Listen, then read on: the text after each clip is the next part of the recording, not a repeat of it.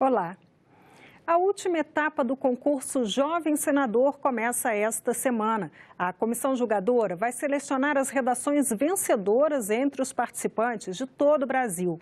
O resultado vai ser divulgado até o dia 11 de outubro. Em novembro, 27 estudantes do ensino médio vão passar uma semana em Brasília trabalhando como senadores, podendo inclusive desenvolver projetos de lei. O projeto acontece anualmente e conta com a participação de estudantes do ensino médio de escolas públicas com idade até 19 anos. O tema deste ano foi a Constituição Cidadã 30 anos depois. Serão 27 redações vencedoras, que vão ser escolhidas por uma comissão constituída de servidores do Senado Federal e membros de instituições parceiras. Um trabalho que toda a comissão está tendo um cuidado para avaliar cada uma das redações, porque a gente sabe do grande esforço que os estados, especialmente os estudantes em diferentes cidades, tiveram para fazer essas redações e mandá-las aqui para o Congresso, pensando a realidade brasileira. Esta analista legislativa falou sobre os critérios de avaliação. Se referem à apresentação textual, como legibilidade, respeito às margens. Temos critérios de estrutura do texto, a questão da argumentação dos candidatos, se ele desenvolve o tema corretamente, se tem pertinência com o título proposto, e aspectos de língua portuguesa, como gramática, propriedade vocabular, sintaxe, pontuação e por aí. Os alunos autores das redações classificadas em primeiro lugar em cada um dos estados e no Distrito Federal, irão vivenciar a rotina dos senadores. Vão tomar posse e atuar durante uma semana como parlamentares em Brasília. O concurso, que está na sua 11ª edição, é cada vez mais disputado. Este militar membro da comissão julgadora acredita que o nível da seleção tem aumentado a cada ano. Ao meu ver, as redações estão muito melhores do que dos anos anteriores. Elas estão mais objetivas, bem melhor escrita do que as anteriores. Entramos na semana das eleições gerais e o Senado Notícias preparou uma série com as principais recomendações do Tribunal Superior Eleitoral com foco no dia da votação, neste domingo, 7 de outubro. No primeiro episódio, uma dica para tranquilizar quem perdeu ou simplesmente guardou o título de eleitor tão bem guardado que esqueceu onde está. Na eleição deste ano, um recorde. Quase 150 milhões de eleitores vão votar. Dos 16 anos acima, gente de todas as idades. Se você não lembra onde guardou o seu título, não precisa ficar aflito. É importante que o eleitor se faça presente acompanhado de um documento com foto. Esse documento pode ser a carteira de identidade, pode ser a carteira de trabalho, pode ser o passaporte, pode ser também a carteira de motorista, carteira de habilitação. Mais fácil e prático ainda é o que 8 milhões de brasileiros já fizeram. Baixaram o aplicativo e-Título no celular e assim podem votar com o título eletrônico na telinha do aparelho. No momento da apresentação do eleitor ou da eleitora para o mesário, ele pode se identificar com o seu celular mediante o e-Título. Aí ele tem que deixar o celular por ali, numa bancada, para entrar para a urna de votação. Para quem não sabe ou não lembra a sessão eleitoral, uma dica. No site do TSE, você preenche o seu nome, o nome da mãe e a data de nascimento e pronto. Boa votação. Nós, mulheres, somos a maioria da população brasileira, 51% de acordo com o IBGE. Mas ainda somos a minoria em muitos postos importantes, como em cargos de chefia nos setores público e privado. Outro exemplo de exclusão das mulheres é no parlamento. No Senado, apenas 16% dos senadores eram mulheres em dezembro de 2017, segundo o levantamento do IBGE. Mas uma decisão do Supremo Tribunal Federal para as eleições deste ano deve aumentar a participação das mulheres no cenário político. Assunto para o programa Eleições 2018 desta semana. Desde 1997, a lei eleitoral exige que os partidos e coligações reservem a cota mínima de 30% de homens ou mulheres nas listas de candidatos aos cargos do Legislativo. O objetivo é equilibrar a participação dos dois gêneros nas eleições. Na prática, os partidos brasileiros têm reservado a cota mínima para as mulheres. A medida não surtiu o efeito necessário, que seria aumentar a participação feminina no parlamento. Nas eleições de 2016, apenas 13,5% das vereadoras eleitas em todo o Brasil eram mulheres. Na Câmara dos Deputados, o número foi pouco maior que 10%. Já nas eleições deste ano, aumentaram as candidaturas femininas. 2 mulheres disputam a presidência da República e 5 disputam a vice-presidência. Na eleição para o Senado, o número de candidatas mulheres é quase o dobro de 4 anos atrás. A novidade que pode ter ajudado a aumentar a participação feminina foi a decisão da Justiça determinando que 30% dos recursos financeiros de campanha sejam destinados às mulheres. A gente tem um movimento mundial, né, de maior participação da mulher na vida política, não só na vida política institucionalizada, mas de exigência do cumprimento dos seus direitos, da exigência hoje que a gente tem do reconhecimento de que nós não podemos mais estar nessa situação de vida de subserviência, de submissão. Esta é uma grande mudança de paradigma. Nós estaremos a vivenciar pela primeira vez um processo eleitoral com essa nova realidade. É claro que nós não iremos mudar da água para o vinho, não iremos passar a ter 30% de mulheres neste primeiro pleito, né, nessas primeiras eleições. Mas, como a Gisele falou, é uma mudança de cultura. Nós precisamos compreender essa mudança cultural que estamos a viver. Veja, antigamente não discutimos isso. O especial Cidadania, publicado nesta terça-feira no Jornal do Senado, é sobre a regulamentação profissional dos motoristas de ambulância. Projetos que envolvem a jornada de trabalho e a aposentadoria desses trabalhadores que sofrem com o estresse da profissão são alguns dos temas abordados pela reportagem. Mais informações com o jornalista Márcio Maturana. O Brasil tem 1,5 milhão de motoristas de ambulância. Mas o trabalho deles só foi reconhecido como profissão em 2014. Já a regulamentação da profissão foi aprovada pelo Senado em dezembro do ano passado, mas ainda não foi votada na Câmara. No especial Cidadania desta terça-feira, o Jornal do Senado mostra os desafios desses trabalhadores e os projetos de lei que estão sendo analisados no Congresso. Um deles prevê aposentadoria especial por causa do estresse provocado pela direção em alta velocidade e o risco permanente de contaminação. Outro projeto prevê uma jornada máxima de 30 horas semanais. E um terceiro estabelece 10 de outubro como o Dia Nacional do Condutor de Ambulância. A reportagem explica que a regulamentação vai possibilitar o cadastro correto desses profissionais e pode estabelecer requisitos básicos para a atividade, como a idade mínima de 21 anos, o ensino médio completo e a carteira de habilitação nas categorias D ou E, além de treinamento especializado. O especial Cidadania é publicado toda terça-feira pelo Jornal do Senado, que pode ser lido na versão em papel ou em senado.leg.br/jornal. A jornalista Tânia Horman entrevista hoje o coordenador do Núcleo de Pesquisa em Direito Achado na Rua da Universidade de Brasília, Alexandre Costa. O pesquisador faz uma análise do amadurecimento da sociedade no exercício da cidadania e da construção social do direito.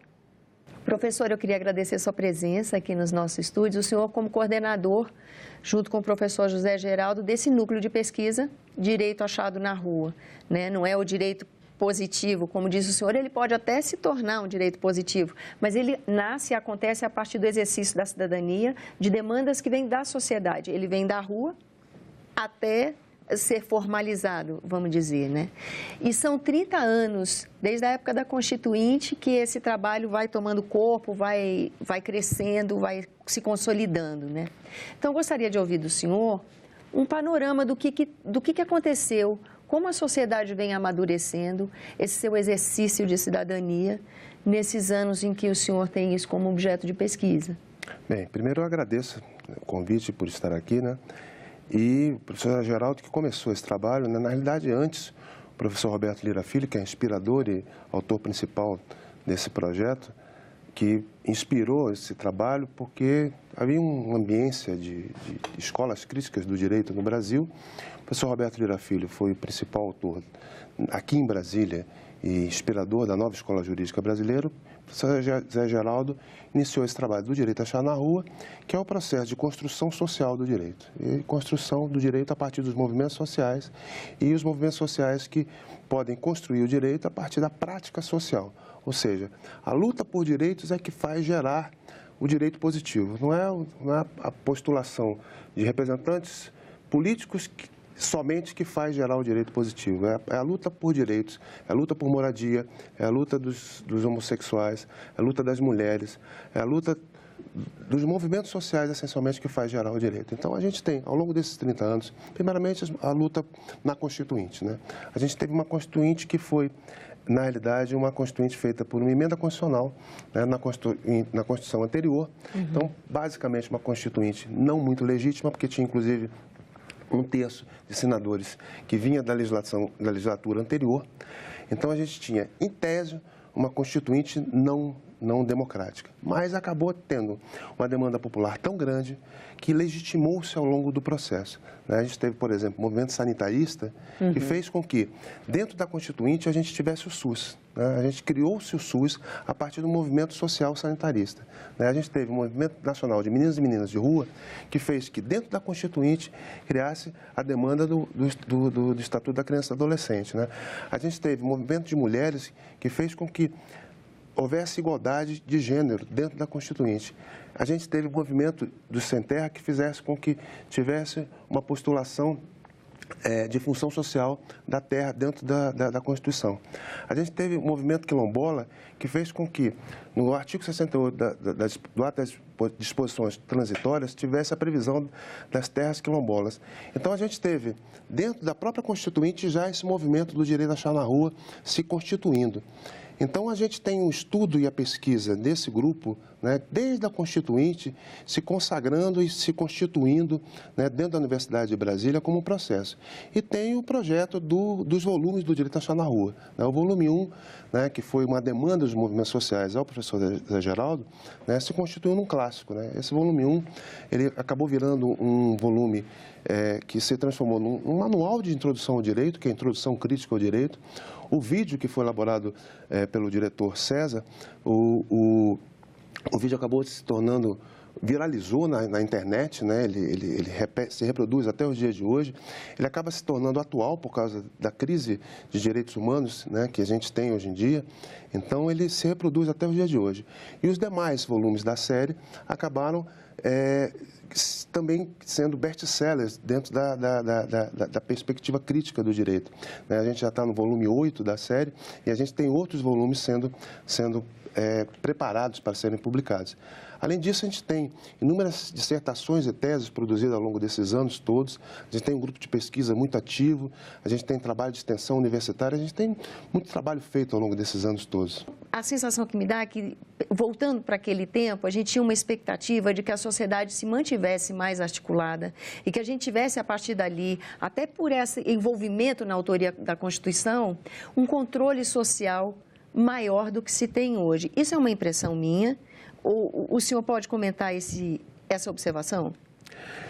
A sensação é essa mesma. A criminalização dos movimentos sociais e a criminalização da luta por direitos humanos, ela vem com toda a força no dia de hoje. Então, aquilo que a gente imaginava que não houvesse mais, a gente acaba tendo que enfrentar novamente. Então, a gente tem um certo retrocesso na luta por direitos. E como é que o mundo acadêmico, esse núcleo de pesquisa que fica focado nessa questão, explica isso? A gente faz pesquisa no âmbito mundial, no qual a gente percebe que não é só no Brasil, a gente tem retrocesso na Europa, a gente tem retrocesso nos Estados Unidos, a gente tem retrocesso político desde o 11 de setembro, a gente tem retrocesso político em partidos políticos de extrema-direita, partido político neonazista, a gente tem retrocesso político-econômico por políticas de austeridade que fazem retroagir direitos sociais, a gente tem retrocesso de toda a ordem e a gente tem que lidar com isso, né? E a Constituição de 88, ela, na realidade, ela tem uma força muito grande, a gente tem que brigar por ela, a gente tem que fazer com que ela tenha efetividade e eficácia, né, plena, e a gente tem que brigar por ela o tempo inteiro. Então, nós do Direito a Achar na Rua, a gente faz um trabalho de pesquisa e de ativismo para que os movimentos sociais lutem e a gente dê suporte teórico, político, para que lute para a efetivação da Constituição. Agora, também entrevistando outros participantes desse núcleo de pesquisa, né? Uma coisa que a gente vê, por exemplo, na questão da moradia, que foi por onde o direito achado na rua começou, né? Moradia que até hoje é um problema recorrente e que, numa das entrevistas, tive a oportunidade de fazer uma reflexão sobre se a moradia é um direito garantido pelo Estado. Por que essa política, que tinha que ser uma política de Estado, ela fica tão personalista, né? Ela ganha uma assinatura de cada presidente que passa pela administração, pela incumbência de gerenciar o nosso país. O que falta para legitimar uma política de Estado é o controle social? Além do controle social, a gente tem que perceber sempre que boa parte das políticas sociais, dos direitos sociais, eles acabam sendo privatizados, né? A gente tem uma perspectiva na qual os direitos sociais acabam tendo uma questão de... O capitalismo privatiza os direitos sociais, né? A gente tem, por exemplo, o SUS. O SUS é um ganho maravilhoso, que foi feito com a Constituição de 88. O SUS, o Obama queria um SUS para os Estados Unidos, né? No fundo, ele queria implementar um SUS para os Estados Unidos, né? Só que as empresas que lidam com saúde, elas querem a privatização de quase tudo, né? Elas querem a não privatização daquilo que não dá lucro, né? Na realidade é isso, né? Então, se ataca o SUS o tempo inteiro, mas o SUS atende boa parte da população e atende, sobretudo, aquilo que é de alto custo e que não dá lucro. Então, as empresas que lidam com saúde, elas não querem, por exemplo, lidar com medicamentos de alto custo e não querem lidar com atendimento de emergência de politraumatizados. Isso é o SUS que tem que lidar. Mas, na realidade, a gente teve um ganho de direitos sociais que o Constituinte estabeleceu que a gente tem que ter um direito à saúde. E esse direito à saúde tem que ser universal e para todos. Diante disso, a gente tem que gerar um enfrentamento com esse capital para que a gente tenha acesso para todo mundo. Como é que fica, na sua opinião, qual é o papel que a sociedade tem que exercer nessa eleição tida como tão determinante? Olha, eu vejo duas coisas aí. A primeira delas é uma polarização muito grande, onde, por vezes, a gente vê projetos de exclusão de direitos fundamentais, né? De direitos fundamentais e de direitos humanos básicos, numa discursividade, seja de candidatos à presidência, seja de candidatos ao processo legislativo, seja a governadores, né? Isso é inadmissível que a gente tenha esse tipo de postura por parte de postulantes a governo, né? A gente tem esses projetos. Então, a sociedade tem que estar muito atenta a isso, né, na disputa. E, no momento seguinte às eleições, a sociedade tem que tomar as rédeas desse processo. Não é porque houve um momento de outorga de poder que a sociedade abre mão da sua representação e da sua cidadania, né? A cidadania tem que estar ativa o tempo todo, porque a democracia representativa ela não é suficiente só no momento do voto. É necessária a democracia participativa para que a gente tenha esse processo político contínuo de participação política para que a gente tenha efetivação de direitos. Se a gente não tiver isso, a gente não vai ter democracia efetiva. A gente vai ter só o momento do voto e a gente vai ter essa polarização que vai acabar em um determinado momento e a gente vai continuar tudo como está e não vai ter um processo de democracia contínua. E infelizmente, a gente tem riscos graves. E já de tempo estourado, só para finalizar, como que a sociedade consegue fazer esse link? Como é que ela toma as rédeas dessa participação, né? Eu puxo a sardinha para o nosso lado. É com o direito achado na rua, é com a possibilidade de construção social do direito, é com a consciência de que só se faz a construção da democracia e do direito na rua, com a legítima organização social da liberdade, dia a dia, paulatinamente, com a sociedade unida trabalhando pela construção do direito.